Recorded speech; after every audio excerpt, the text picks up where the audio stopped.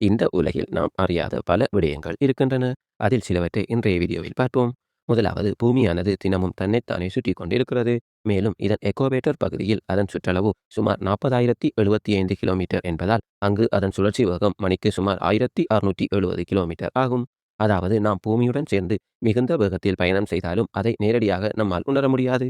பூமியின் இந்த சுழற்சியே நமக்கு இரவும் பகலும் மாறி மாறி வருவதற்கான முக்கிய காரணமாக இருக்கிறது. மேலும் பூமியின் சுழற்சி காரணமாக உருவாகும் கொரியோலிஸ் விளைவு காற்றின் வேகம், வானிலை அமைப்புகள் மற்றும் சில கடல் ஓட்டங்களின் திசைகள் மாற்றங்களிலும் பங்கு வகிக்கிறது.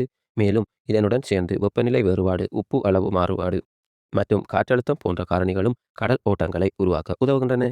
மேலும் பூமியின் சுழற்சி வேகம் அகலத்திற்கு ஏற்ப மாறுபடுகிறது. எக்கோவேட்டர் பகுதியில் இது அதிகமாக இருந்தாலும் துருவ பகுதிகளுக்கு அருகில் செல்லும் போது இந்த வேகம் குறைவடைந்து காணப்படும். இரண்டாவது, மழை துளிகள் பற்றிய விடயமாகும். மழை பெய்யும் போது எல்லா மழை துளிகளும் ஒரே வடிவில் இருப்பதில்லை.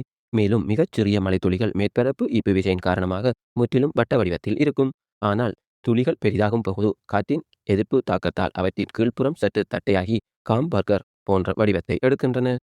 மேலும் மழைத்துளிகள் மிகவும் பெரிதாக வரும்போது காற்றின் தாக்கம் மற்றும் ஈர்ப்பு விசை காரணமாக அவை நிலைத்தன்மையை இழந்து சிறிய துளிகளாக பிளந்து விடுகின்றன. இதனால் வானிலையியல் விஞ்ஞானிகள் கூறுவதாவது, மழைத்துளிகளின் வடிவம் எப்போதும் ஒரே மாதிரியாக இருப்பதில்லை.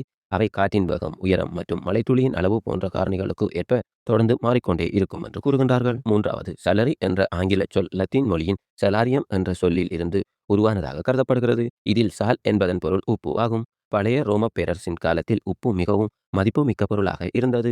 உணவுகளை பாதுகாக்கவும் உடல் நலத்திற்கும் இது அத்தியாவசியமாக இருந்தது. அப்போது ரோம படைகளுக்கு வழங்கப்பட்ட சில நிதியுதவிகள் சலாரியம் என்ற சொல்லால் குறிப்பிடப்பட்டதாகவும் வரலாற்று பதிவுகள் கூறுகின்றன. ஆனால் அவர்கள் நேரடியாக உப்பையே சம்பளமாக பெற்றனர் என்ற கருத்து முழுமையாக உறுதி செய்யப்படாத வரலாற்று சான்றே ஆகும்.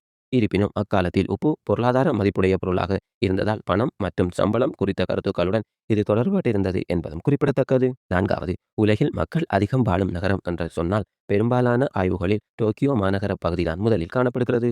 கிரேட்டர் டோக்கியோ ஏரியா எனப்படும் இந்த பெரிய மாநகர பிராந்தியத்தில் சுமார் 3.7 கோடி மக்கள் வசிக்கின்றனர் என்று பல சர்வதேச புள்ளி விவரங்கள் குறிப்பிடுகின்றது. இதனால் இது உலகின் மிகப்பெரிய மாநகர பிராந்தியமாக கருதப்படுகிறது.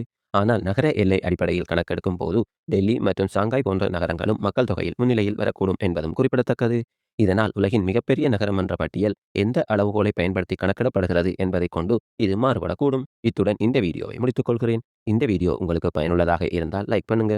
மேலும் இதுபோன்ற இதுவரை அறிந்திராத தகவல்களை தெரிந்து கொள்ள நமது சேனலுக்கு சப்ஸ்கிரைப் செய்ய மறக்காதீர்கள். இந்த வீடியோ பற்றிய உங்களது கருத்துக்களை கமெண்ட்ல சொல்லுங்க. மீண்டும் அடுத்த வீடியோவில் சந்திப்போம்.